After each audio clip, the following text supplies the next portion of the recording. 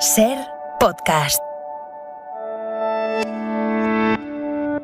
En medio de la temporada de premios ya está en marcha el primer festival del año. Sundance da el pistoletazo de salida al cine del nuevo año y os iremos contando qué es lo mejor y también lo peor.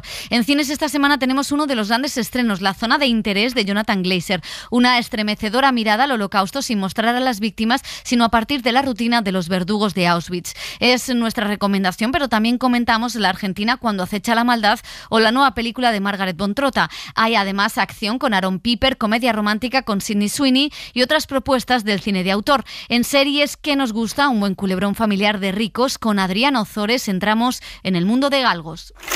¡Acción!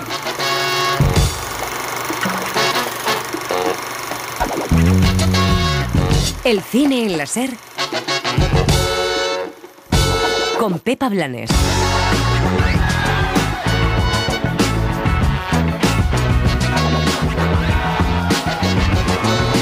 En el cine también hay fake news, noticias falsas sobre la industria, sobre nuestro cine, que han calado incluso entre personas afines a él. Una de ellas tiene que ver con ese famoso mantra de que el cine español solo habla de la guerra civil. Nada que ver, hay poquísimas películas que hablen de la contienda. Es cierto que hay muchas historias ambientadas en la posguerra y el franquismo, un periodo que duró casi 40 años, por lo tanto sería raro que no las hubiera. La guerra civil sigue siendo un tema tabú. Tenemos el ejemplo de la serie de Sorogoyen que Movistar canceló in extremis, y últimamente dos guionistas lo han reconocido públicamente. Paloma Rando contaba que habían rechazado una serie sobre Semprún, y en uno de los encuentros de Los Feroz, los creadores de Poquita Fe contaban que llevaban años intentando sacar adelante una serie así. Alguien debería decirles a los ejecutivos que vieran el éxito en taquilla del Maestro que prometió el mar, película que muestra que la guerra del abuelo interesa y mucho al público y que hay en torno a ella mil historias silenciadas que contar. Tenemos la mejor literatura sobre la guerra, Max Aub, Barea, y una escasa y pobre cinematografía que hable de las causas y de las consecuencias de esa guerra, y menos que lo haga sin equidistancia. La equidistancia es el gran peligro, lo saben bien quienes se han acercado al cine del Holocausto. Hay infinidad de relatos sobre el nazismo y sus consecuencias, y hasta un enconado debate sobre cómo contar la memoria. En España ni siquiera hemos llegado a ello. La película de Jonathan Glazer, Zona de interés, va a marcar un antes y un después en la forma en cómo contar el Holocausto, y la memoria, pues sin imágenes, nos mete en el horror. Pero además consigue que mirar para atrás tenga sentido en el presente. Ojalá aquí alguien haga algo similar con nuestro propio exterminio.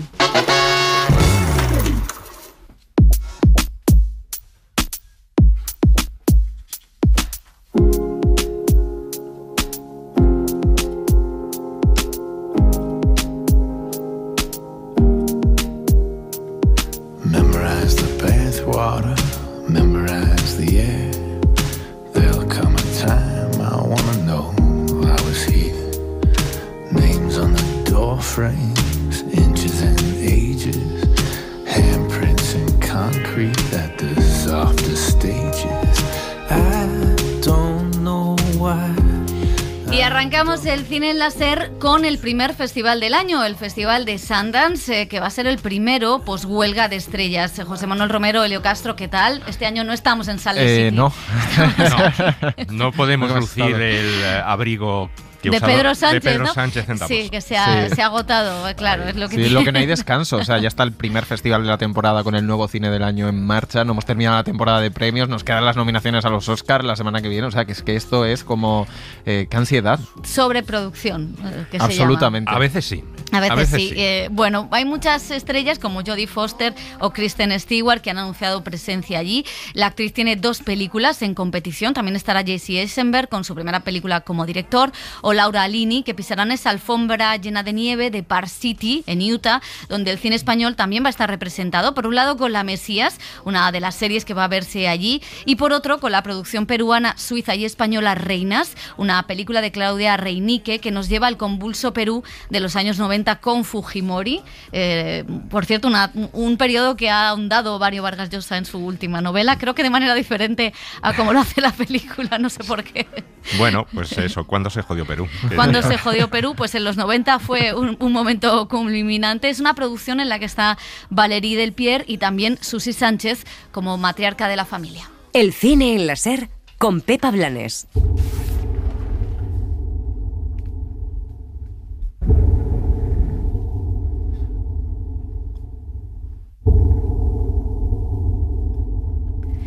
Y esta banda sonora nos mete de lleno, la música de Mica Levi, en una de las películas del año, La zona de interés, de Jonathan Glazer, segundo premio en Cannes. Es una adaptación libre de la novela de Martin Amis, que cuenta el Holocausto desde el punto de vista de los perpetradores y no de las víctimas. De hecho, no entramos en Auschwitz, sino que nos quedamos al otro lado de la valla, donde vive la familia Hoss, que existió en realidad y cuyo paterfamilias fue el encargado de dirigir con eficiencia y beneficios ese campo de exterminio. Los buenos ratos que pasamos en la acogedora casa de los Hoss formarán siempre parte de nuestros mejores recuerdos. En el este está nuestro futuro. Muchísimas gracias por vuestra hospitalidad nacionalsocialista. Heil Hitler. Heil Hitler. El director británico, que ha tratado en sus películas temas muy diferentes, desde la mafia británica en la Costa del Sol al machismo, en esa venganza con Scarlett Johansson como alienígena matando hombres, ahora aborda un tema que se ha tratado mucho en el cine americano, pero con una perspectiva muy diferente y con la idea de traer esa banalidad del mal a nuestros días, con una propuesta estética muy concreta. The film that we've made, con la película que hemos hecho, lo que estamos tratando de hacer es hablar de la capacidad dentro de cada uno de nosotros para la violencia, venga de donde venga, y tratar de mostrar a estas personas como personas y no como monstruos, que era algo muy importante. El gran crimen y la gran tragedia es que los seres humanos le hayan hecho esto a otros seres humanos. Y obviamente es muy conveniente que tratemos de distanciarnos de ellos tanto como podamos, porque obviamente pensamos que nunca podríamos comportarnos de esta manera, y no nos comportamos de esta manera, pero creo que deberíamos aprender eso. But I think we should be less certain. ¡Qué flores tan bonitas! Sí, las azaleas. Aquí están las hortalizas. Recuerdo haber tenido una conversación con mi padre hace unos años, cuando empecé a decir que iba a abordar este tema, y recuerdo que él dijo: ¿por qué lo haces? Déjalo pasar. Esa fue su frase. Y lo que quiso decir con eso, por supuesto, es que está en el pasado. Dejemos que se quede en el pasado y no volvamos a mencionarlo. No vuelvas a hablar de ello. Y por supuesto tengo mis propios problemas con ese sentimiento, pero por supuesto es muy importante que sigamos hablando de ello y que sigamos mostrándolo y tratemos de hacerlo lo más familiar posible para nosotros mismos. Y lo que hemos intentado hacer con esta película es tratar de encontrar una manera de mostrarlo de una manera que la gente quizás no lo haya visto antes. Es la perspectiva, y creo que todos sabemos que es muy importante seguir hablando de esto, seguir mostrándolo y hablando de ello e intentar encontrar un nuevo paradigma para ello, de modo que una nueva generación pueda descubrirlo por sí misma a través del cine. Estamos intentando hablar con el presente en esta película. Realmente todo está al servicio de ese deseo, de esa necesidad, de todos los que están alrededor de esta mesa y de la fila y de los que no están aquí y todos nuestros grandes artistas y técnicos. Todo tenía que servir a esta idea de tiempo presente, no como una pieza de museo. Eso ocurrió hace mucho tiempo y podemos leer sobre eso y sentirnos seguros o tener una distancia segura. Es todo lo contrario. Tenía que presentarse con cierto grado de urgencia y alarma y ya sabes, eso es lo que hemos intentado hacer. Everything was really to try and make ourselves as absent as possible. En realidad todo estaba enfocado a intentar estar lo más ausentes posibles. Nunca estuvimos en el set mientras se filmaba. En realidad eran Sandra y Christian y los demás los que estaban en la casa, nuestros actores y los niños, etcétera, yendo y viniendo. Y en cierto modo es bastante interesante porque lo mismo pasó en el montaje. Obviamente tienes que editar de alguna manera, pero creo que fue tomar un ángulo lo que nos pareció mejor para tener la fotografía adecuada para contar esta historia. Creo que la precisión siempre fue muy importante para la película. Precise, I think precision was always very important to the film.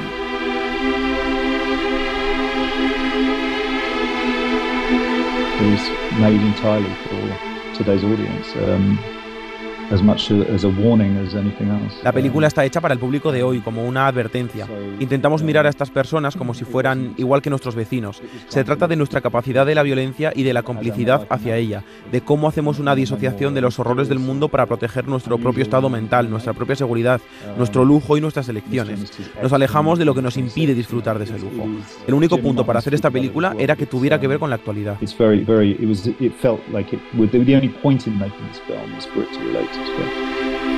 Los alemanes Christian Friedel y Sandra Hüller protagonizan la película. Les costó aceptar el papel, no querían fetichizar esa época histórica que, como actores alemanes, pues todavía sufren con ella, con la actriz revelación del año, también por su papel en Anatomía de una caída. Hemos hablado.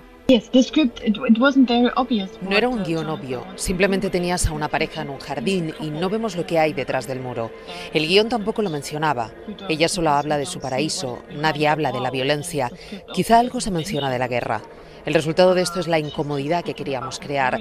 Fue algo de lo que hablamos mucho y tiene que ver con la extraña cercanía de los personajes a nuestros propios mundos.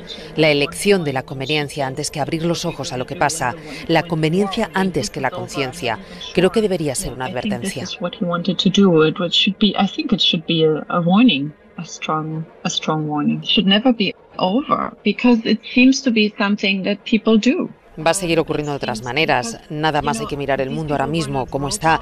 Estas personas no eran robots, no eran animales, eran seres humanos que fueron capaces de hacer todo esto.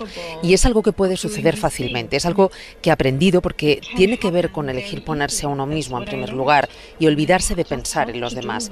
Es un tipo de pensamiento egocéntrico en el que tú solo quieres aquello que crees que mereces y apartas a todos y a todo de tu camino. Es el pensamiento capitalista.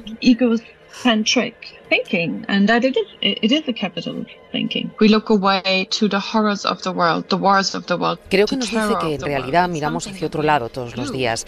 Desviamos la mirada de los horrores del mundo, de las guerras del mundo, del terror del mundo. Es algo que hacemos, solo que en nuestro caso el muro no está justo al lado de nuestro jardín. Quizás sea la próxima frontera. Creo que es también una película sobre las decisiones que tomamos. Mientras hacía este trabajo y me convertía en esta persona, descubrí que convertirse en una fascista no es algo que sucede de repente, que te despiertas por la mañana y te sientes así. Lo que eliges es que no te importe nada, ponerte a ti mismo en primer lugar. Eliges ser mejor que nadie. También es una forma del pensar capitalista. Also a deeply capitalist way of thinking. I think the most important thing was the ignorance of the... En realidad somos todos así, nos comportamos de manera similar. Es alguien que no se preocupa por su propio mundo, solo por su ego y sus posesiones. Creo que incluso sus hijos son simplemente cosas en su vida que ella puede poseer y que representan una imagen determinada hacia el exterior. No se trata de entender a una nazi, sino de entender que era alguien que sabía lo que ocurría allí, en el campo de concentración, y que se las apañó para ignorarlo, anteponiendo su propia vida a la de millones de personas. Ese fue el esfuerzo para entrar en el personaje. The effort that had to be done to put it away. Bueno, pues yo ya aventuro que va a ser mi top 1 para el año que viene porque me ha gustado muchísimo. Es que tenemos un problema, que es que otro mes como este ya cerramos la lista. Sí, es verdad. Hombre, podemos hacer la lista de 2024 ya. Nos adelantaríamos al resto de medios de comunicación. ¿No? Es que iría posicionando deseo. Según ha sabido la SER, estas son las mejores películas del año. Sí, no, la verdad es que es una película que te deja un desasosiego, una incomodidad, un malestar en el cuerpo tremendo una vez que sales del cine. Decías que se había tratado muy pocas veces, casi ninguna vez esta perspectiva de ver lo que pasaba al otro lado de los muros de los campos de concentración. Bueno, yo me acuerdo muchísimo más sensiblera, El niño de pijama de rayas, que era otro tono, digamos, más empalagoso quizá, pero que también era tremenda. Y aquí, claro, es que nos encontramos con la vida tranquila, despreocupada de esa familia mientras se está escuchando de fondo, que no deja de ser tremendo, pues el sonido de la incineradora, ¿no?, de los campos, de los hornos crematorios. Y luego gritos y disparos, así durante toda la película. La verdad es que sí, y los actores están estupendos y al final sales, eso, como te digo, con una sensación de cómo fue una vez más posible todo lo que ocurrió, pero también te hace reflexionar no solamente hacia el hecho en sí, sino en otras ocasiones también hemos asistido como sociedad a otros acontecimientos de que miramos hacia otro lado absolutamente y no nos preocupamos por el sufrimiento de los que están ahí, pues siendo asesinados a tu lado. Totalmente. A mí me parece que, fíjate, creo que es una película que tiene mucho que ver con la película de Scorsese en cuanto a cómo está pensada al milímetro para representar o reflexionado el cómo se va a representar la violencia. Aquí no se representa la violencia, pero sí se representa, porque la violencia está fuera de campo, la violencia se escucha, que eran sonidos, nos decía Glazer, que el director del departamento de sonido había tomado de las calles de Berlín actuales, o sea, cómo las habían mezclado, ¿no? Todas las decisiones, la decisión de que la imagen y el sonido vayan por lugares diferentes, la decisión de que no haya primeros planos, la decisión de que no haya luz artificial, salvo la luz roja del horno crematorio que da en la abuela, ¿no?, cuando está durmiendo. Wow, la idea de que haya, de que tú no empatices con los personajes, sino que los veas que son como tú, que son cosas diferentes, ¿no?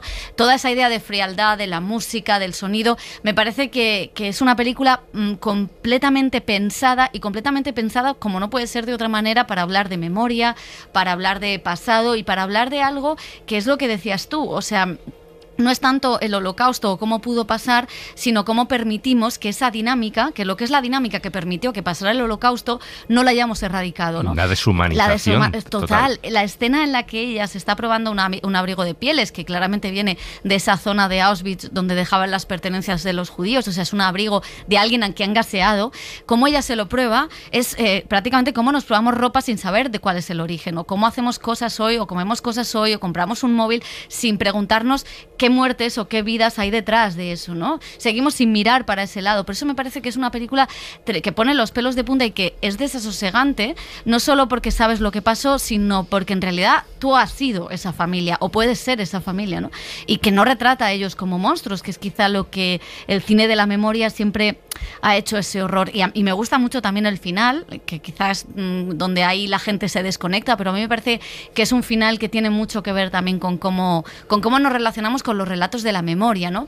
Hemos vaciado de contenido político el pasado y solo lo hemos llenado de cosas edulcoradas, ¿no? Las hostias que dio Claude Lanzmann a la lista de Schindler me parecen excesivas, ¿no? A La vida es bella me parecen excesivas, pero sí entiendo que esa cosa de la catarsis y de llorar muchas veces despolitiza el concepto que hay detrás y que nos tiene que permitir seguir erradicando eso. Y creo que esta película es la película más política del año también. Sí, también esto que dices del final, ¿no? Que conecta deliberadamente o directamente con el presente, aunque toda la película está conectada con el presente, también tiene algo de conectarlo con la turistificación de hasta la tragedia y cómo consumimos incluso tragedias de una forma absolutamente capitalista y compulsiva, ya sea desde esas visitas con selfies a Auschwitz, o cómo presenciamos en TikTok matanzas en Gaza y seguimos con nuestra vida, ¿no? Esta idea que también estamos en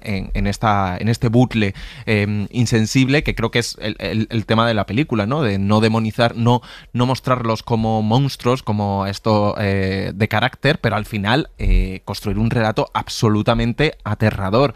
Yo sigo obsesionado con ese house tour que le llamo, cuando la protagonista le presenta la casa a su madre y le hace un recorrido con un traveling. Hay un par de traveling en la película de ella cuando se enfada con el marido y va a buscarlo, donde se ven pues las vallas, las concertinas que separan justo del campo de concentración, y donde le enseña pues todo su jardín, todas sus flores, toda su piscina a la madre como un gran logro, ¿no? De tener esa casa sin importar dónde está. ¿A costa de qué? ¿A costa de qué? Y entonces estás haciendo ese tour por la casa mientras se ven de fondo pues las chimeneas, cuando estás viendo luego el sonido, ¿no? Todo el trabajo de sonido que es increíble, y luego la coherencia y la inteligencia y la fidelidad a la propuesta visual de Glazer, ¿no? Que no se traiciona en ningún momento en ese sentido de las cámaras escondidas, no primeros planos, la distancia también, esa frialdad que muestra. Rodaron al lado de Auschwitz, que eso se impresiona bastante. Claro, es que es estremecedor el trabajo de sonido,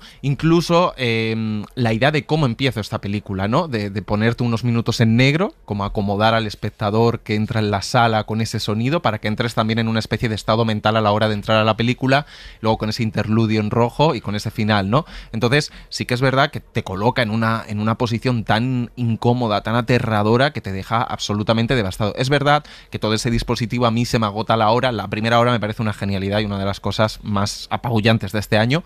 Luego se me agota un poco pero es una cuestión de que yo me quiero quedar más en esa casa, con esa dinámica del día a día del matrimonio. ¿Tú quieres no es que quiera, no, pero cuando él sale, que lo entiendo, porque es que lo ascienden de alguna manera, lo mandan a construir otros campos de concentración, entonces es porque ole claro, tus y méritos ahí hay una cosa muy y te interesante, premio, ¿no? Porque para ella ese es un punto de inflexión, no porque pueda perder dinero, sino porque puede perder la casa, o sea, porque puede irse a vivir a otro lado, ¿no? Es como sí, puede ella cambiar ligada su a la estilo casa. de vida, Sí. lo que siempre había soñado, pues una vida en la granja, en el campo, con los hijos, creciendo sanos y fuertes. Es increíble que el sueño sea ese, ¿no? Entonces, eso me interesa más, aunque admito que el final tiene toda la coherencia, la parte final, porque también es que la película, que no menciona todo el rato el holocausto que estaba pasando y el exterminio, sí que tiene determinados momentos que son increíbles, donde se presenta un proyecto, por ejemplo, para una cámara de gas donde mientras se calienta una se enfría otra, con total la rutina de la gestión burocrática de algo, que ¿no? eso lo conecta Entonces, con... Dicen que es una adaptación muy libre, y es una adaptación muy libre, pero es una adaptación maravillosa, porque la esencia de lo que quería contar Martin Amis, que lo cuenta con humor y que fue muy provocador en su momento, está, ¿no? Porque es como la burocracia, como el beneficio, o sea, como al final, algo que dijo Primo Levi, como el holocausto al final es un resultado del progreso y no del retroceso, o sea, del progreso económico, el resultado es la mayor eficiencia, pues esta cámara de gas, ¿no? Entonces, creo que es una de las mejores adaptaciones que se han hecho cuando no tiene mucho que ver en absoluto. Es que es increíble, es increíble. Hay escenas que... Y no necesita mucho, o sea, a veces necesita 2 líneas de diálogo para ser absolutamente aterrador los dos personajes y la relación que tienen. Le dice la alemana a la judía que está trabajando allí, dice, tú sabes que mi marido puede hacerte quemar por un descuido, porque pasas mal la fregona. O en la fiesta, o sea, no es spoiler, ¿vale? Pero en la fiesta final se llaman por teléfono, ¿no? Y le dice, bueno, estoy aquí en tal, viendo esta celebración, y dice, bueno, estoy pensando la altura del techo, cómo sería gasearlos. O sea, es increíble la puesta en escena, el guión, además, lo milimétricamente. Toda la teoría que hay detrás de tantos filósofos que han hablado sobre el holocausto, que fueron también vilipendiados, ¿no? Es el caso de Hannah Arendt, que menuda le cayó por decir aquello de la banalidad del mal.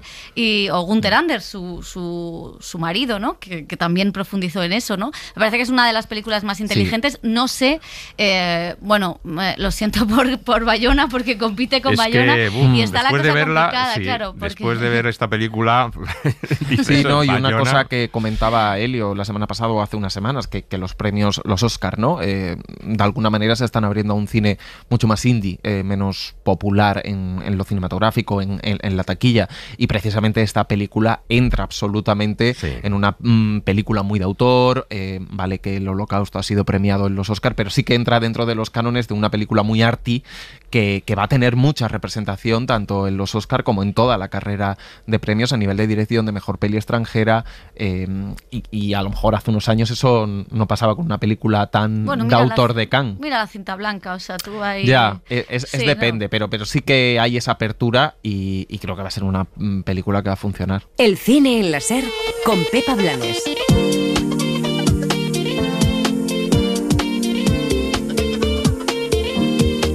He's got the personality not even gravity could ever hold him down. Pues La zona de interés, como decimos, película incómoda pero muy recomendable. Vamos a pasar a un estreno americano así ligerito, Cualquiera menos tú. Es una comedia romántica dirigida por Will Gluck y protagonizada por Sydney Sweeney, estrella de la serie Euphoria, y por Glenn Powell. Son la pareja perfecta, pero tras una cita algo trastoca la relación y vuelven a encontrarse en una boda. Ahí fingen que son pareja. Fui su rollete cuando os disteis un tiempo. ¡Wow! Eres un crío. Es un vuelo largo. ¿Quieres algo de primera clase? No, estoy viendo creatina y de inseguridad por micropene. No tengo nada micro. ¿Qué cojo? Es el capullo con el que salió Vi cuando lo dejó con Jonathan. No podría estar con alguien como él. La tía es un desastre. ¡Para! Nos van a arruinar la boda. Perdón. Broma sobre un micropene en 2024. José Manuel Romero, ¿qué está pasando? Pues bueno, es una película que es que no pueden estar todos tan buenos, o sea, pero todos, toda la familia, es súper sexy. Hemos pasado a hablar de la banalidad. Ya, es la banalidad. Lo estaba pensando la banalidad cuando estabas dando paso a la peli, estaba pensando justo en eso, de qué digo de esta peli después de hablar de podríamos haber empezado con la de Bontrota, pero ahora iremos. Es la banalidad de lo sexy, básicamente la película. Bueno, es una comedia romántica, es verdad que ellos tienen tienen rollo, tienen química y claro, la película tiene una tensión sexual porque tienen una primera cita donde no pasa nada, pero luego se trastocan las cosas y se reencuentran, como buena comedia romántica, en una boda, en este caso un poquito más progre, una boda lésbica en Australia. Y entonces, bueno, pues ahí tienen un tira y afloja, unos exnovios, lo típico, la familia que quiere juntarlo con el exnovio, y al final ellos, pues bueno, tienen ese tira y afloja de la relación. Y bueno, tiene su punto, es entretenida, y luego está rodada en Sydney. Y bueno, claro, hay hasta un rescate en helicóptero al lado de la ópera de Sydney porque se tiran al mar. Tiene de todo, pero sobre todo es todo el rato una peli sexy. Todo el rato cuerpazos. Bueno, vamos a volver a la banalidad del mal, que somos así. Por cierto, porque nos lleva Hannah Arendt, de la que hizo un biopic Margaret von Trotta, la cineasta alemana, que en su cine pues habla del pasado alemán, pero también reivindica las figuras femeninas olvidadas. Y es un poco lo que hace en Viaje hacia el desierto, donde muestra a la poeta Ingeborg Bachmann, a quien interpreta la actriz Vicky Krieps. Es la única poetisa seria de toda Alemania. Sí, lo sé. Ya has cautivado a otro hombre esta noche. Siempre he estado en contra del matrimonio. Es una institución incompatible con una mujer que trabaja, piensa y actúa de forma libre. Ingeborg Bachmann, Max Frisch. Y con la actriz ha hablado Elio Castro. What interested me in this project was the director, because Margarete von Trotta represents... Lo que me atrajo del proyecto fue rodar con Margaret von Trotta, porque aunque no haya sido la primera mujer directora en Alemania, sí que fue la primera que habló de la emancipación de la mujer en Alemania. Y en segundo lugar fue por poder interpretar a Ingeborg Bachmann, porque cuando yo era adolescente fue la primera poeta que me conmovió y me ayudó en mi adolescencia. Cuando estaba en el colegio, quizá por ser una chica adolescente, me rebelaba contra las reglas y las imposiciones inventadas por personas mayores que no tenían ningún sentido. Era como si la sociedad intentara hacerlo más difícil. No me sentía libre. Pero la poesía de Ingeborg Bachmann me ayudó a ver que había algo más, que se podía aspirar a otra cosa. Su poesía me llevó a otro mundo en donde podía ser libre. And poetry for me, and especially Ingeborg Bachmann's poetry, was the first thing that I could open, and I could go out into another world and feel free. Yeah, well, this desert thing is quite interesting. El tema del desierto es muy interesante porque en el desierto Ingeborg Bachmann se sintió más ligera y mucho más libre, pero a la vez buscaba una especie de dolor en ese desierto, como si fuera un purgatorio. Ella busca liberarse en un lugar muy duro, como si quisiera quemar o purgar sus pecados. Y eso es algo misterioso que no acabo de comprender bien. Hay algo de masoquista en su autoculpabilidad. Quizás se debería a que sus padres fueron nazis y eso le pesaba. En el desierto, con toda su inmensidad, pudo soltar ese lastre, pero no lo hacía de una forma tranquila ni pacífica. Era como si quemara algo dentro de ella, y eso es lo interesante. She needed to burn somehow. It's interesting. It just feels natural to me to talk about something I know about. Creo que es una elección muy natural que quiera hacer personajes basados en mujeres reales. Sé lo que significa ser mujer desde muy pequeña y sobre todo las restricciones que han sufrido las mujeres en nuestra sociedad. Y una de las grandes restricciones que sufrimos fue la igualdad entre hombres y mujeres. O sea que creo que va a ser algo que siempre me motive.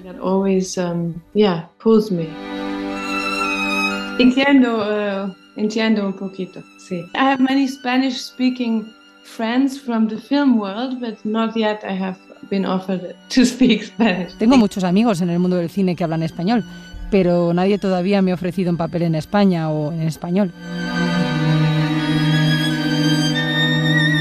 Pues habrá que solucionar eso, de que no le han ofrecido un papel. Es que mira, hace de Ana de Austria en Los Tres Mosqueteros. Y Ana de Austria nació en Valladolid. O sea, es que eso le dije a Vicky Krieps. Oye, me fascina Vicky Krieps, luxemburguesa. Habla luxemburgués, un montón de idiomas. Alemán, francés, inglés. En esta película chapurrea el italiano. Y digo yo, ¿y el español haciendo de Ana de Austria? Y dices, bueno, sí, no, ella hablaba español, claro, yo entiendo un poquito. Bueno, no es la mejor película de Margaret von Trotta. A mí me parece que no le llega a la altura de Hannah Arendt. pero bueno, tiene sus cosas. Es una poeta que yo, por supuesto, desconocía, que es muy importante en Alemania, sobre todo en el periodo de la posguerra, que murió muy joven, y aquí cuentaba una historia de amor que tuvo con otro dramaturgo más importante que ella en ese momento, que era Max Frisch, y entonces es una relación tóxica de esta mujer libre, pues que no se quiere casar, que quiere vivir su vida independientemente, y cómo está enganchada a este hombre que es un poco maltratador. Entonces tiene esa, por una parte, esa historia, luego la importancia del lenguaje, el viaje al desierto como purificación y liberación de todas sus cosas, incluso las sexuales, el lugar donde vivir, ¿no? Porque ella se va a Zúrich y dice, no aguanto Zúrich para nada, ¿no? Yo me quiero irme a Roma con mis amigos y vivir en Roma. O sea que tiene cosas, y ella, por supuesto, es una actriz fantástica, Vicky Krieps. Bueno, la que aprenda español y que venga a trabajar. Español, aquí. La domesticación del matrimonio, que diría Camila Sosa, que esta semana ha estado muy intensa con eso. Bueno, del cine español tenemos dos propuestas. Por un lado, El Correo, es un nuevo thriller de Calparsoro con Aaron Piper, María Pedraza, Luis Tosar y Luis Zaera. Nos lleva al año 2002, al madrileño barrio de Vallecas, donde un chaval que trabaja como aparcacoches para los pijos acaba metido en una organización que blanquea dinero en la Costa del Sol. Luego llega la crisis de 2008, en fin, hay corruptos, políticos, banqueros, futbolistas y mafiosos. ¿Qué hace un tío de Vallecas en un contenedor que ha viajado desde España hasta Hong Kong con 1.550 millones de euros? 1.550 millones. Y mi comisión como correo era del 3%. Estamos contando también, porque hay imágenes de archivo, lo que sucedió aquí, o sea que tiene un lado de documento la película para mucha gente que no lo vivió y para mucha gente que ya lo hemos olvidado de alguna manera, ¿no? Porque hemos pasado página, porque en este país siempre se pasa página, ¿no? De la transición, de la corrupción, aquí todo al día siguiente da igual, ¿no? O sea, aquí lo que importa es el día a día. Y eso al final está muy bien para vivir en este país, pero también va dejando unas cicatrices y unas cadenas, ¿no? Queríamos hacer eso y contar eso, pero a la vez que fuera de una manera canalla y lúdica, para que la película fuera trepidante, entretenida y sobre todo disfrutona, ¿no? Bueno, pues también te cabreas mucho cuando ves todo lo que ha pasado recientemente y lo que sigue pasando. La otra propuesta española es Slow, una coproducción con Lituania que estuvo en Sundance el año pasado y allí ganó Mejor Dirección Marija Kastaradze. Es la historia y la relación de una profesora de baile y un intérprete de signos, una relación que se enfrenta a una confesión. Él es asexual, tiene sentimientos hacia ella, pero no deseo sexual. No voy a cambiar. Pero nunca dejarás de importarme. ¿Estás seguro? I did research as good as possible. I really tried to talk with the sexual people just to know. Investigué lo mejor posible. Realmente intenté hablar con personas asexuales, preguntarles qué pensaban sobre la historia, pedirles que compartiesen sus experiencias. Pero cada vez que escribo un personaje, independientemente de su sexualidad, necesito pensar en más cosas. ¿De dónde vienen? ¿Cuál es su origen social y cultural? Creo que Dóvidas también se define mucho por su sentido del humor. Hemos hablado mucho con el actor y eso nos ayudó a meternos en este personaje. Cómo bromea, que sea tan juguetón. Diría que su sexualidad es importante, pero tratamos de verle como una persona en su conjunto. We tried to, look at him as a whole person. Y en Argentina andan ahora metidos en protestas contra los recortes de esa ley ómnibus de Milei. De hecho, han estado esta semana en el Congreso pues varios directores, entre ellos Santiago Mitre o Lucrecia Martel, y han vapuleado en la prensa a Adolfo Aristarain, pobre Aristarain. Bueno, la cultura también afecta a esos recortes, como decimos, y llega una película de terror que casi retrata un estado de ánimo de todo un país. Lo cierto es que se rodó mucho antes, evidentemente, estuvo en Sitges, donde ganó, pero se ha convertido en una referencia contra la extrema derecha en Argentina en redes sociales. La película habla de cómo en un pueblo perdido dos hermanas descubren que van a dar a luz al demonio, una historia de posesiones sobre el mal. Ya hace mucho rato que tendría que haber llegado ya. Estamos esperando que venga y que venga a encargarse de mi hijo. ¿El Uriel? Sí. Le tiene que matar a mi hijo.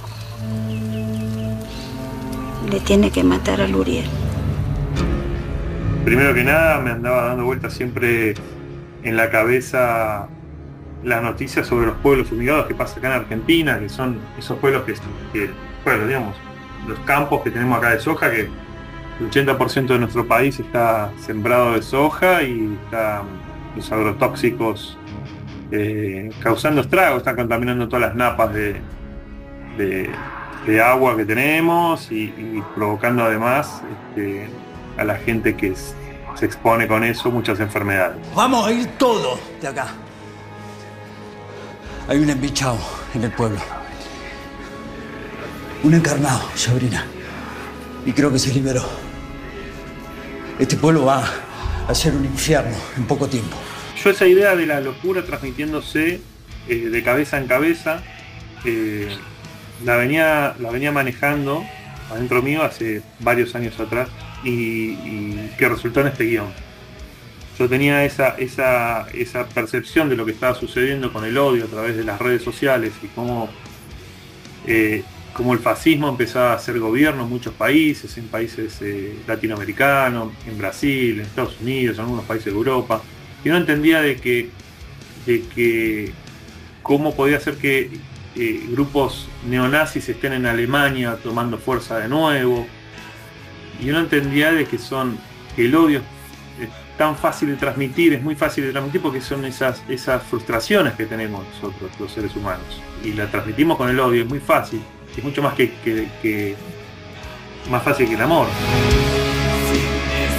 Bueno, posesiones argentinas. Embichados. Embichados. Aquí no son poseídos, aquí son encarnados o embichados, que es un término que me encanta, porque está bastante bien, porque la peli es tan salvaje, tan bestia. Es este tipo de pelis del cine de terror de autor también, que tiene algo de realismo sucio, de thriller, de western, pero que no te aparta la mirada. Es decir, cuando van a darle un hachazo, se ve quién lo recibe y no quién lo ejecuta. Y tiene, lo hacen de verdad, sí, ¿no? O sea, luego tiene, creo son que argentinos, leche. un poco homenaje, el actor. un poco homenaje tiene también a Quien Chicho, recibe, los niños diabólicos. Hay una escena con un perro que es tremenda y sí que tiene esta parte de alegoría, no solo ecologista de la contaminación del campo olvidado argentino, sino también cómo se propaga la locura y el odio en redes sociales. En este caso no, en este caso es el embichado que no deja de contagiar de alguna manera. Milei parece un poco embichado. Sí, pues ese pelo es de embichado total. Bueno, desde Venezuela llega una de las películas latinoamericanas nominadas a los Goya, Simón, la historia de un líder estudiantil que lucha por la libertad y contra su trauma y culpa por dejar el país tras las protestas. Y un último estreno que está en Netflix es The Kitchen, el debut en la dirección de Daniel Kaluuya. Es una historia de ciencia ficción ambientada en Londres en 2040 y que habla pues de algo que ya es bastante actual, de cómo el precio de la vivienda, el trabajo online y la erradicación del estado del bienestar. Si se lía parda, a mí no me encontrarán. ¿Dónde vive? En la cocina. ¿Es como dicen que es? Sí. No estás a salvo solo.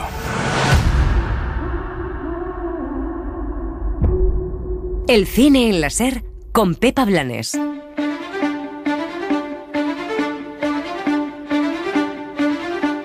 Las series. Y en televisión, si echábamos de menos Succession, aunque no paramos de verla recogiendo premios, tenemos una muy digna sucesora, además es española, porque aquí también hay familias igual de malas, igual de poderosas e igual de retorcidas que los Roy. Dani Garrán, ¿qué tal tu familia? Pues muy bien, no es tan retorcida. A mí se me ocurren muchos nombres de familias retorcidas en España, pero no vamos a decirlos, ¿no? No. Vamos a pasar de los Roy a los Somarriba y de un conglomerado mediático a un gigante alimenticio del azúcar. Tampoco voy a decir nombres que se me ocurren de galletas. Bueno, vuelven los hermanos matándose por la herencia en la empresa, por la corrupción interna, las traiciones personales con esta familia de galgos. Sí, pensábamos que ya estábamos huérfanos de una ficción de dramas y tragedias de empresas familiares, luchas de poder y problemas de ricos, pero no. Ya ha llegado a Movistar Plus Galgos, una serie que se centra en los conflictos e intrigas de la familia Somarriba, al frente de un gigante alimenticio especializado en bollería y alimentación infantil, que entra en crisis tanto por la inminente irrupción de la ley del azúcar como por la falta de liderazgo de su presidente. Un Succession patrio con un elenco de altura: Adriana Ozores, el argentino Óscar Martínez, Marcel Bolrás y Patricia López Arnaiz. Lo siento, pero a partir de ahora nuestro desarrollo irá orientado a productos saludables. Del resto tenemos de sobra. Por favor, o sea, ¿me quieres decir que solo vamos a desarrollar las cosas esas marrones integrales feas, para niños depresivos. Nadie va a querer comerse esas mierdas. Ni un Julián, niño conocemos de hambriento, sobra Blanca. los malos resultados de nuestros prototipos, pero ahora tendremos un presupuesto que nos ayudará a Hermana, desarrollar... que te estás equivocando. Julián, te han dado este trabajo para que hagas algo con tu vida. Casi mejor que no te vengas a mí.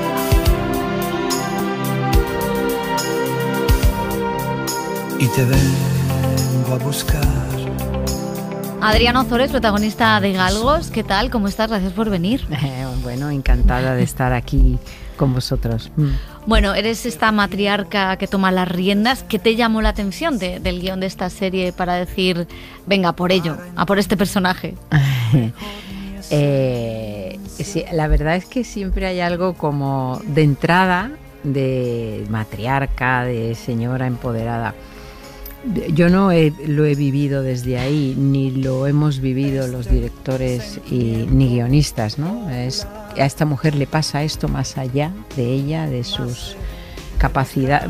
Sí, luego se descubre que tiene capacidades, pero me parece que el viaje de la señora empoderada, que tal y cual, que es que esto ya lo hemos visto, y cuando contamos otra cosa, que es una mujer que está en otro mundo, en otro rollo, y de repente por sorpresa le vienen unas circunstancias vitales que le obligan a ser de otra manera, eso me parece más interesante para contar, ¿no? Entonces, bueno, ¿qué me gustó? Pues que son unos guiones espléndidos y luego pues unos directores como Félix y Nelly Reguera, Félix Vizcarret y Nelly Reguera, que son estupendos y me ha hecho mucha ilusión trabajar con ellos, y creo que gran parte de lo que es sí, de cómo ha salido esa serie es por el trabajo de ellos, sí. Nos decías que tu personaje se dedicaba a otra cosa, está en causas filantrópicas y asume la dirección de la empresa familiar, y eso también revoluciona o desmonta en su cabeza su concepción que tenía de la familia, porque realmente se da cuenta de que está rodeada de un nido de tiburones. ¿Cómo se trabaja también esa evolución del personaje, ¿no? De ir capa a capa dándote cuenta de quién te rodea? Claro, bueno, ella se va dando cuenta de quién le rodea y ella se va dando cuenta de que ella es eso también. O sea, no es tanto los demás son los malotes, sino ella también tiene lo suyo. Claro, claro, las circunstancias le obligan a ser de una determinada manera, a renunciar a una serie de cosas, a hacer daño a gente que quiere mucho. Entonces es todo ese viaje, no es un viaje solo de los demás son muy malos, yo soy la buena, no tiene nada que ver con eso. Estamos acostumbrados a ver en todo este tipo de ficciones, en cine, en televisión, cómo el poder, y en la vida real también, cómo el poder corrompe, ¿no? a los poderosos. ¿Crees que es imposible ser poderoso, como puede llegar a ser tu personaje en la serie, y a la vez estar limpio, o va unido a la corrupción, al soborno, a todas esas malas prácticas que vamos viendo? Es imposible. O sea, imposible absolutamente. O sea, estoy completamente convencida. Puede darse alguna excepcionalidad, pero es algo excepcional. O sea, yo creo que es intrínseco a cuando tú entras en un mundo de poder donde es esa la energía que se maneja y esos son los valores que se manejan. Es que es imposible. Es imposible. Y hay otra cosa que, claro, es una serie que tiene cosas de Succession. Hablábamos de ella, que ha ganado el Emmy, el Globo de Oro. Este año también, ya hace un par de temporadas hemos visto The White Lotus, que es una serie donde nos reímos de cómo los ricos a veces también lo pasan mal. ¿Qué nos gusta de ver a los ricos, que no somos ellos? O sea, no tenemos esas propiedades. A lo mejor tú sí, no lo sé, y el cine español aquí está dando un sueldazo. Pero ¿qué nos gusta de ver a los ricos en la gran pantalla? Fíjate, yo creo que cuando se hace un análisis un poco más profundo de la serie no se está hablando de ricos, tiene mucho más que ver con la familia. O sea, yo creo que esta serie extrapolada a una familia que no tiene esas capacidades adquisitivas, yo creo que funcionaría exactamente igual. Estaríamos hablando básicamente de lo mismo, ¿no? Lo que pasa es que creo que la genialidad de la propuesta es que sea una clase alta claramente de este país y claramente de Lola, claramente de Lola. Casposa. Entonces eso me parece muy valiente, muy divertido, ¿no? Como propuesta para todos, guionistas, directores, para nosotros, y me parece muy chulo que hayan sido así tan valientes. Es lo que dices, que la definían como muy ibérica, ¿no? Porque en el sentido de que aunque tengamos esa distancia con los ricos, con esos empresarios, sí que todos los personajes son súper reconocibles. Totalmente, en algún momento. Tú sabes que están hablando de tu país, de tus cosas, de cómo se entienden las cosas. Por eso te digo que no es tanto... O sea, otra cosa es que, no sé, nos enseñen una serie donde, bueno, ves cómo funciona esto en otro país y no, en esta no. Y además es que las localizaciones son todas como muy, no son casas de lujo ruso, que digo yo, que es todo, ¿no? Todo como blanco, impoluto. Eso sería en la costa, bueno, en la costa valenciana es más dorado. También. Por ahí pecan. Pero no. Esto es más castellano. Claro, de Castilla para arriba, sí, ¿no? Sí, es sí. todo transcurre en el norte, pero esa cosa como sólida, sí. Y decías lo de la familia y ahora seguimos, pero claro, entiendo que también cuando tiene que interpretar en una serie donde hay tantos conflictos familiares, también mira la suya propia, también mira a qué papel ocupa ella en esa familia. No sé si en este caso tú también, todos tenemos una familia y todos venimos de pasar las Navidades con ellos. No sé si hay también algo de ti en esas dinámicas. No.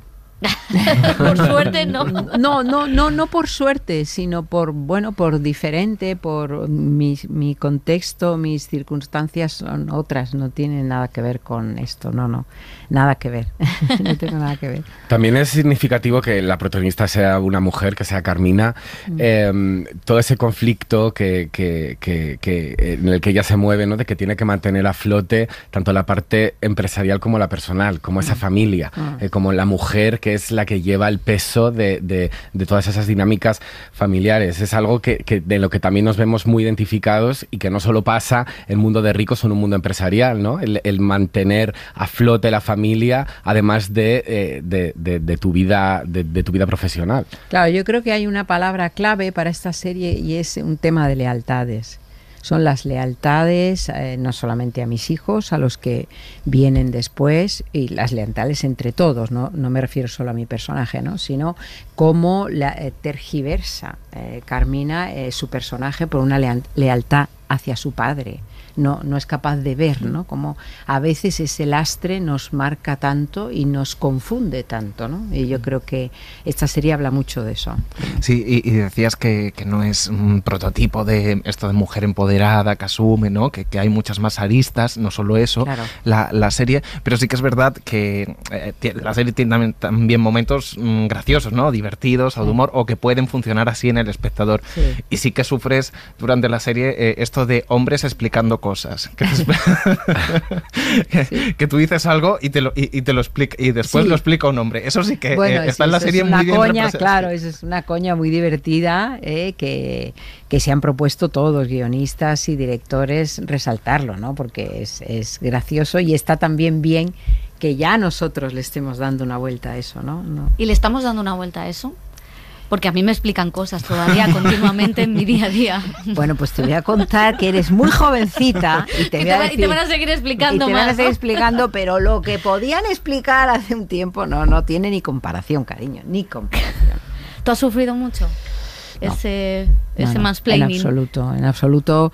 Primero por haber tenido la familia que he tenido tan sumamente libre. En cuanto a prejuicios, es que no hemos sabido lo que es eso. Y eso, que he tenido una familia muy especial en ese sentido, ¿no? Y hoy en día tampoco yo estoy relacionada con ese tipo de mundo. No. Una de las cosas que entiendo que ayuda al personaje también en este caso, aparte de los guiones, la dirección, es el vestuario. Nos decía Brian Cox, que lo entrevistamos, el protagonista de esa sección, que sobre todo en una serie así, su misión era aprenderse mucho los diálogos, porque no paran de hablar, y no chocarte con nada, porque también se habla mucho andando, o sí, mientras claro, te mueves. Aquí igual, sí. Es así igual, ¿no? Sí. Y cómo ayuda cuando te visten así, con esos lookazos que te ponen en la serie de Rika, si también eso ya es parte del personaje. Claro, o sea, yo creo que hay que darle una vuelta a ese, lo que dices tú, un lookazo, cariño, es una cosa súper rancia como estamos vestidos. Es estupendo.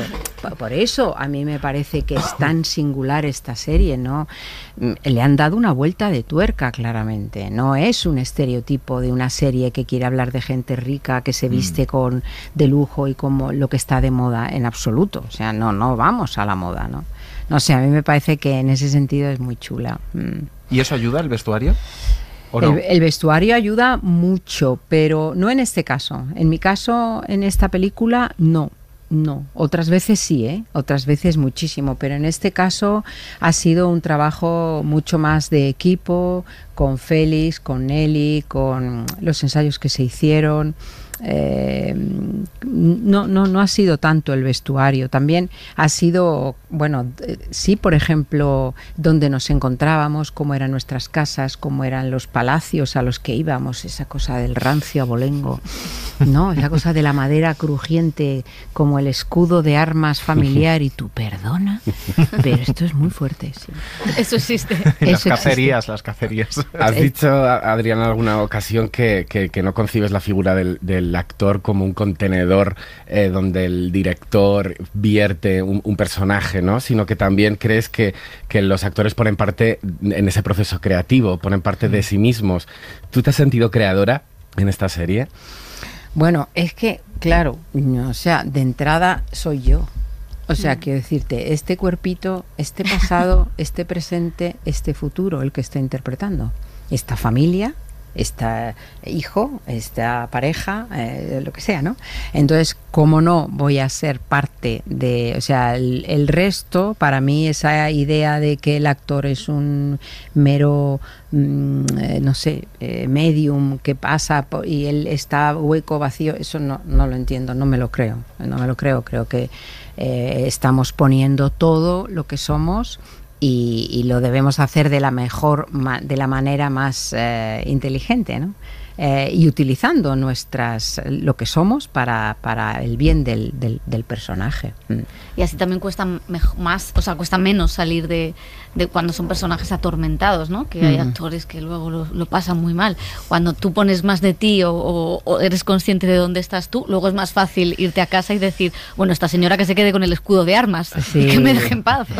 Yo creo que nosotros tenemos como la capacidad de entrar y salir, ¿no? Es como nuestro modus operandi, ¿no? Incluso cuando haces teatro, tú puedes hacer en la misma semana 2 obras de teatro y estar entre cajas y no pensar, Dios mío, y ahora tengo que hacer este personaje y ahora el otro, ¿no? Tenemos esa capacidad, creo que la tenemos todos tenemos esa capacidad, sí, de hacer personajes, sí, tú no eres la misma con tus amigos que con tu madre, por ejemplo, ¿no? Entonces tenemos todos esa capacidad de cambio, de ser diferentes personajes, sí. Y viendo la serie, que al final también es una serie muy, muy coral, ¿no? Y que tiene dinámicas internas propias entre los personajes, me preguntaba si ha sido una serie en la que ha habido tiempo para ensayar o no querían que ensayarais mucho y que se llegara a rodaje con algo más vivo, que hubiera improvisación, o cómo ha sido ese proceso.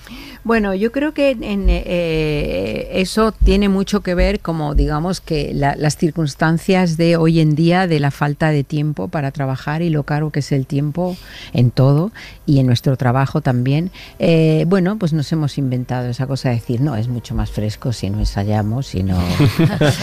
Pero yo no lo tengo tan claro. No. Yo creo que básicamente es haber confiado en unos como base, como pilares, ¿no? En esos guiones y en la sensibilidad de unos directores, ¿no? De unos directores que han sabido qué querían contar, cómo lo querían contar y han tenido la delicadeza de de que vayamos todos de la mano. Este sentimiento popular nace de mecánicas divinas, como un arranque místico y sensual me encadena a ti. Tú vienes de una familia de 6 generaciones de actores y actrices, vienes con un legado importantísimo contigo. ¿Cómo se vive con eso? ¿Es un aprendizaje que tienes ya intrínseco para ponerte al frente de un escenario o de una cámara? Sí, exacto. Exacto, es eso. O sea, yo hay muchas cosas que ya las he hecho, pero porque todas estas generaciones atrás las hicieron por mí. Yo hay muchas cosas que yo no digo, wow, esto ya no lo digo. Y mis preocupaciones son otras, ¿no? Es, bueno, pues seguramente aportar a una manera de hacer la profesión, que era a la que pertenecía mi familia, bueno, pues aportar otras cosas, o otras miradas, o otros puntos de vista, ¿no? Pero sí que es cierto que cuando tienes ese bagaje detrás, sí, traes ya cosas, sí. Sí, la verdad, y que en todos estos años, y también comparando, ¿no?, con el legado de tu familia, que es muy grande, ¿qué ha cambiado en el cine español? ¿O cómo ha mejorado? O no mejorado, sino cómo ha ido para otro lado? Pues yo creo que tiene su lado bueno y su lado malo. O sea, en esas generaciones, no solo mi familia, ¿no?, sino en ese momento histórico, el hecho de interpretar o de estar en el teatro o en lo que fuera, en la audiovisual que hubiera en ese momento, era un juego.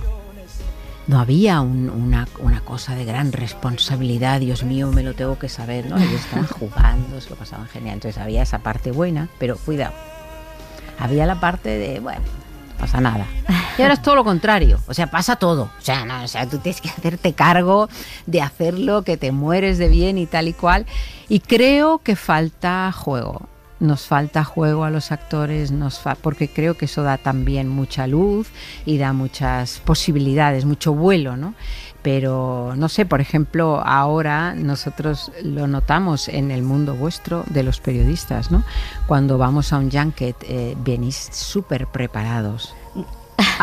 Bueno, pero lo intentamos. Comparado con lo que pasaba hace unos años, no hay comparación. Con lo cual, la responsabilidad de Dios mío, lo tengo que hacer bien, tengo que ir preparado, tengo que sí que se nota muchísimo.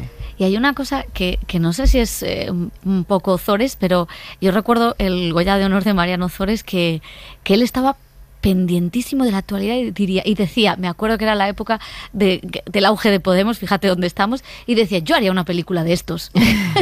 ¿No? Esa mirada a no mirar al pasado, sino a seguir mirando al presente, a lo que tenemos, al futuro, y en tu trabajo, si miras tu carrera, también es un poco así, nuevos directores, nuevos formatos, nuevas series. Bueno, en el caso de mi familia, de mi familia no, de esa generación, es que han pasado una guerra directa. O sea, el hecho de ser posguerra quiere decir que yo tengo que tirar para adelante sí o sí, porque te estás jugando a la supervivencia, no te estás jugando como nosotros, pues no sé, a lo mejor tengo un piso y tengo que compartirlo, es que es como mucho, pero no, ellos estaban jugando comer, tener un techo donde dormir, entonces, ¿cómo no va a ser para adelante y lo que haga falta, ¿no?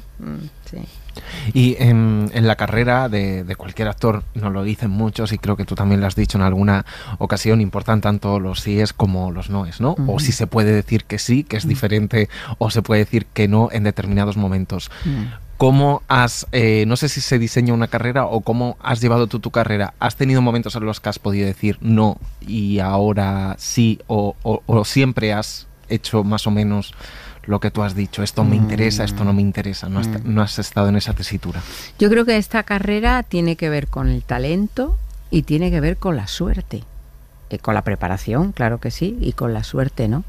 Entonces yo creo que yo he tenido mucha suerte en este trabajo y he podido decir no todo el mundo tiene esa suerte, porque al final ojalá que hubiera mecenazgo. No, es que no lo hay. Los artistas nosotros no tenemos a nadie que nos ampare y tenemos que pagar, bueno, pues lo que tiene que pagar todo el mundo. Con lo cual, pues bueno, decir no es un vértigo importante. Pero creo que, bueno, que ese es el compromiso con este trabajo. Has estado muchísimos años formándote en teatro, tienes una muy gran formación encima de los escenarios. ¿Cómo es de diferente la Adriana que se sube a un escenario y la que se pone delante de una cámara para grabar? ¿Cambia?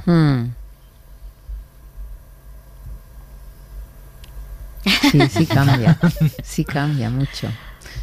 Sí cambia porque en definitiva en el teatro es más íntimo. En un sentido, estás infinitamente más solo, estás infinitamente más muerto de miedo. O sea, lo que pones en juego no tiene nada que ver con lo que tú pones en juego en audiovisual. Nada que ver. Tú encima de un escenario pones tanto tú con todas las inseguridades, con todo lo que eres tan tú, que a mí me parece que es muy diferente. Lo otro sí que es verdad que es una técnica y bueno, y la capacidad de saber lo que es verdad y lo que no es verdad, ¿no? Y poderlo transmitir, ¿no? Pero estás infinitamente más protegido, ¿no? Hay color. Oye, el otro día estaban aquí actores y actrices nominados al Goya en esta temporada de premios y estaban, fíjate que muy preocupados con la conciliación, que esto es una profesión que muchas veces no deja conciliar no solo con los hijos, sino con los padres, con los amigos, con las parejas. No sé si tú has sentido esa sensación alguna vez. Sí, absolutamente. O sea, yo creo que, bueno, he tenido un niño y lo he pasado muy mal cuando estaba malito y yo estaba no se sabe de España y a mí me parecía que estaba haciendo el tonto, porque no hay algo que pierde sentido, ¿no? Estar blandiendo una espada en Logroño y tu niño está en el Niño Jesús, ¿no? Entonces eso es muy complicado y esta profesión te requiere tanto de tu tiempo, tanto es tan loca a nivel espacial, ahora estoy aquí, ahora estoy allá, ahora estoy, ¿sabes? Que es muy exigente. ¿Alguna cosa más? Pues mira, hoy me ha encantado porque he estado viendo una película y tal, y entonces hemos estado en unos estudios donde todo era conciliación de los chavalines de vuestra edad con sus perros. Había, no sé, 4 o 5 perros, porque ellos van allí a trabajar y todos con su chucho, el chucho para aquí, el chucho para allá. Digo, ¿ves? Ya empezamos a entender de qué va esto. Sí. Esa película de la que usted me habla, que bueno, es la próxima película que vas a protagonizar, que dirige Celia Rico y que se estrenará en marzo. O sea que también es una apuesta con una joven directora que aunque ya había debutado, pues esta es su segunda película. ¿Cómo ha sido acompañarla? Pues una maravilla, es tan valiente a la hora de contar. Creo que muy poca gente tiene ese compromiso artístico, ¿no? Y ella lo tiene. O sea, decir, bueno, no voy a daros lo que queréis. Voy a hacer una mirada que sea distinta de lo que esperáis. Y eso es un verdadero artista, es fantástica. Pues qué maravilla, pues deseando verte en esa película, sí. Y continuar, bueno, que la gente se enganche a Galgos con esta mujer cambiando el curso de su familia, que es muy interesante de ver. Muchísimas gracias. A vosotros, un beso. El cine en la SER con Pepa Blanes.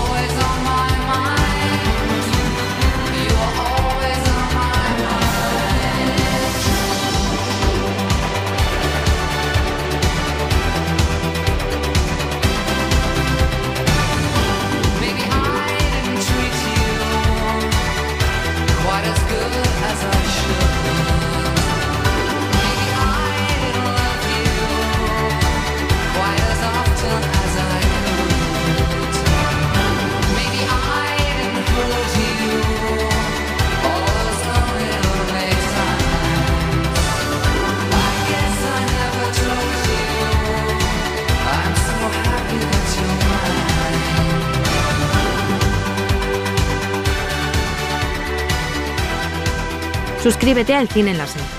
Escúchanos en directo en la SER los sábados a las 7:30 de la mañana y los domingos a las 3 de la madrugada. Cadena SER. La radio.